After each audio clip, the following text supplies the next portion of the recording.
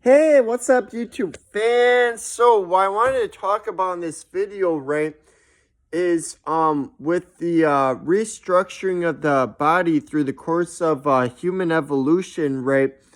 Um, the specifically what I wanted to talk about is the change of the positioning of the foramen magnum. And the foramen magnum, what is that? That is the hole through which the spine meets the skull, right? So it's a hole on your skull, right? And it's where your spine connects to your skull, right? Connects into it. And so, in humans, because we move bipedally, meaning that we walk around on 2 feet as our main way of getting around, in humans, our foramen magnum is positioned anteriorly, more forward, so it's more so positioned directly under the skull, right? Whereas in more basal mammals, such as dogs, for example, what you'll see in a dog, because they're quadrupedal, right, is that their foramen magnum comes out the back of the skull, right? So it comes out behind the skull, right? Whereas for us, it comes out under the skull. For them, it connects at the back, so their neck comes out from the back of their skull, right? And now, because we move around bipedally, if that's how it was for us, your head would just be like facing up. It would just be facing up towards the ceiling. That wouldn't be a very good setup for humans. Um, but it works perfectly good for dogs, right? Because they move quadrupedally, right? And we do see with other primates a more intermediate condition, right? Because other primates, like for example, chimpanzees and bonobos, our closest living relatives, um, their foramen magnum is still much more to the back than ours, because they do not move bipedally as much as us. They are much less well adapted towards moving bipedally. But they do climb trees, right, rather than just like strictly moving around on all fours like a dog. And they also sometimes do move bipedally there, and they have a more so upright posture, right? Even though they don't generally, as their main way of moving around, move bipedally, they have a more upright posture. And so, I mean, they do sit upright. You could even find videos on my YouTube channel I filmed myself of like this hairless bonobo at a Milwaukee Zoo that was just like sitting there like this, basically, like looking at his hand, and he was just sitting there like that. So they sit in a similar posture to how humans sit. They have an upright posture, even though they're less bipedal than us.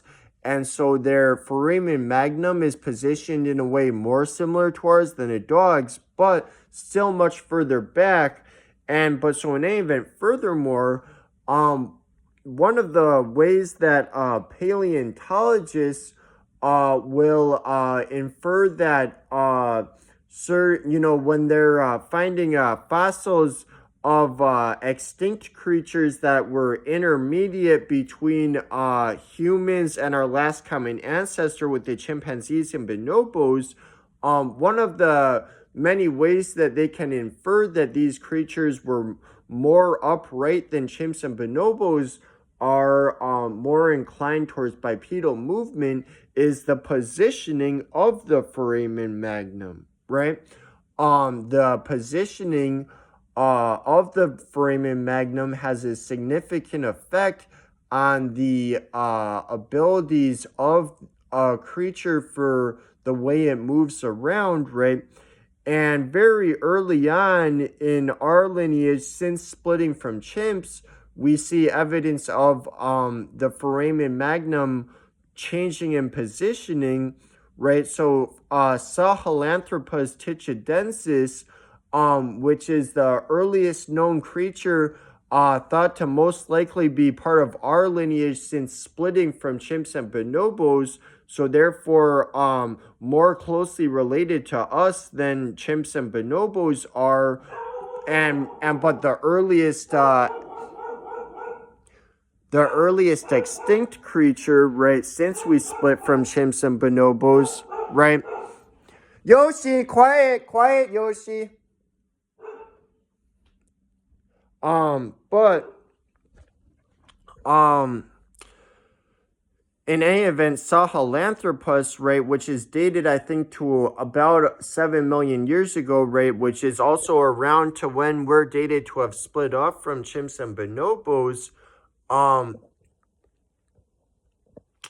Sahelanthropus already has, the foramen magnum is positioned in a spot much more allowing for bipedalism, right? So that's one of the key features used in fossils to,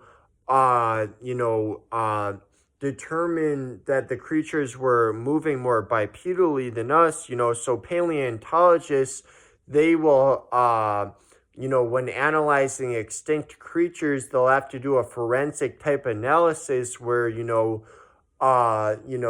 it's, creatures that have been long extinct, so we didn't actually observe how they moved around, but we can infer based on things like this how they did move around, right?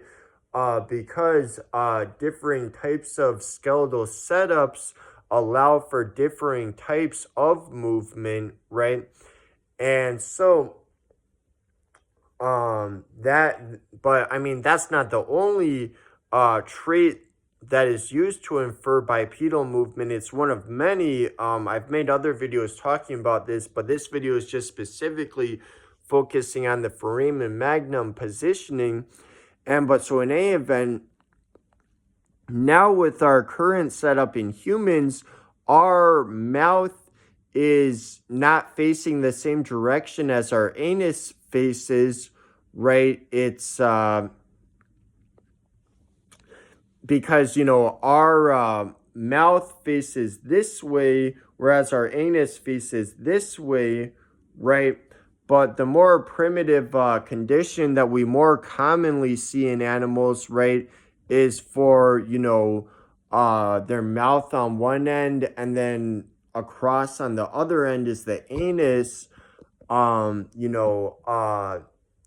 Very early on when the mouth and anus were first evolved, our ancestors would have probably been like what you might call a worm, right, in terms of their setup. That you might be able to call them a worm, right? They were worms.